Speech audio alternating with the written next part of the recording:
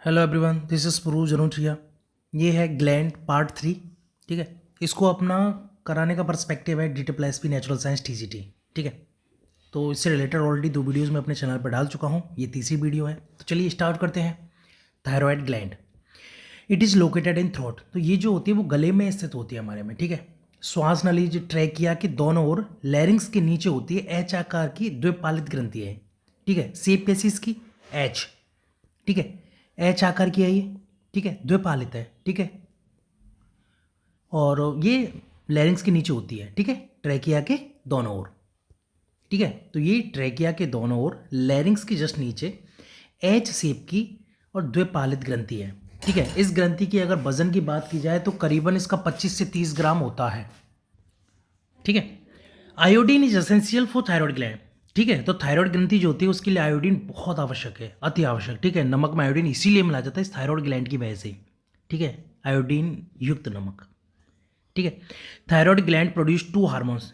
Thyroid gland जो होती है वो 2 हार्मोन प्रोड्यूस करती है। ठीक है, पहला हो गया ट्राई आयोडो थायरोनाइन।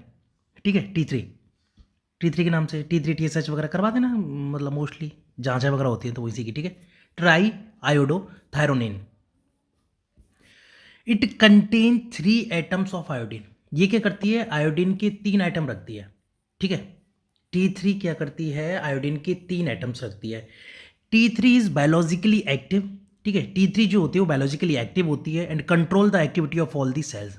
ठीक है, और जितनी भी सेल्स होती है हमारी बॉडी में उन सबको कंट्रोल करती है या उनकी एक्टिविटी को कंट्रोल करती है।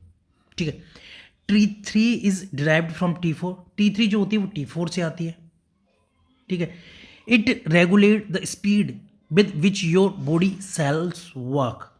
ठीक है, ये जो है स्पीड को रेगुलेट करती है कि हमारी जो सेल वर्क करती है ना हमारी बॉडी में उसको। अगला है T4, टेट्रा आयोडो थायरोनिन या थायरोक्सिन। ठीक है, या तो हो गया टेट्रा आयोडो थायरोनिन या फिर थायरोक्सिन बोला जाता है। It contains 4 atom of iodine. ठीक है, इसमें क्या है, 4 एटम होते हैं आयोडीन के और T4 से T3 डराइव होती है। ठीक है, ये दिखा रहा है T4 टू T3। अब आगे देखते हैं कि हाइपोथायरॉयडिज्म, ठीक है, किसे कहा जाता है, तो अंडर एक्टिव थायराइड। ठीक है, it is most common disorder. ठीक है, सबसे ज्यादा डिसऑर्डर है पाए जाने वाला। ठीक है, मोस्ट कॉमन, मोस्टली पाया ही जाता है। ठीक है, not enough thyroxine is produced for bodies need.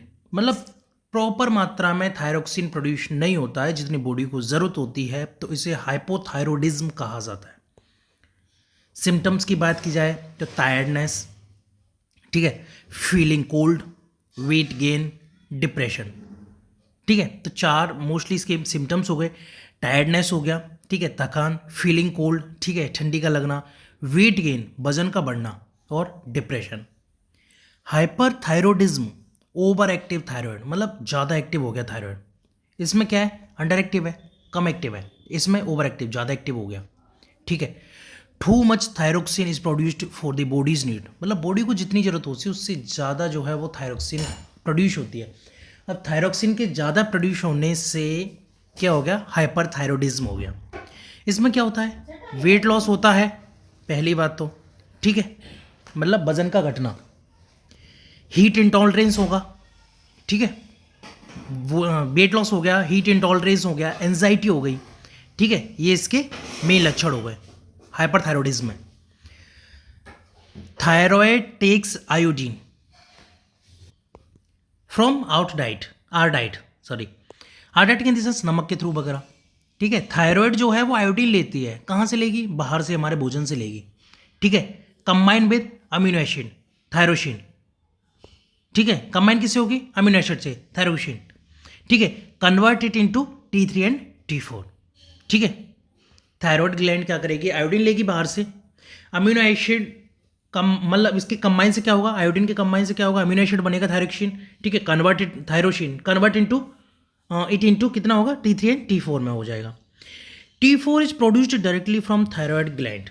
ठीक है, T4 जो होता है वो थायराइड ग्लैंड से डायरेक्टली प्रोड्यूस होता है and about 80% of T3 is formed by removal of 1 iodine atom from T4। बिल्कुल सही बात है, T4 में 4 एटम होते हैं, एक एटम जैसे रिलीज होता है तो ये T3 बन जाता है। मोस्टली 80% जो है वो इसी प्रकार, ठीक है।